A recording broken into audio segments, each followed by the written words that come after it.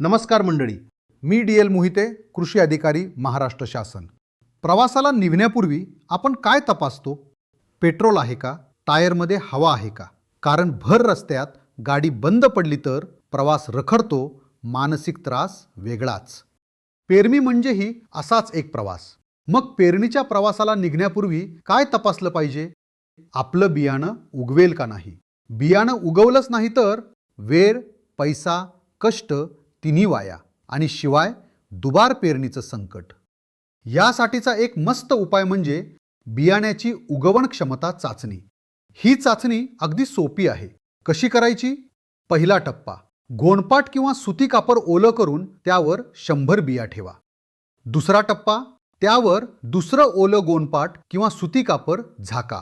त्याची गुंडाळी करा व सावलीत ठेवा.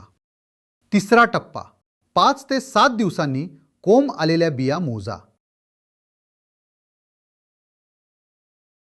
जर 70 पेक्षा जास्त बियांना कोंब आले तर आपलं बियाणं चाचणीमध्ये पास. पेरणीसाठी नक्की वापरा.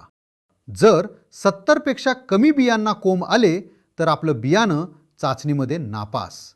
पेरणीसाठी अजिबात वापरू नका. बियाणं बदलून घ्या. मंडळी, बियाणं घरचं असो किंवा विकतचं, पेरणीआधी उगवण क्षमता चाचणी नक्की करा. 0 रुपये खर्च, 5 मिनिटे वेळ आणि हजारांचं नुकसान टळतं.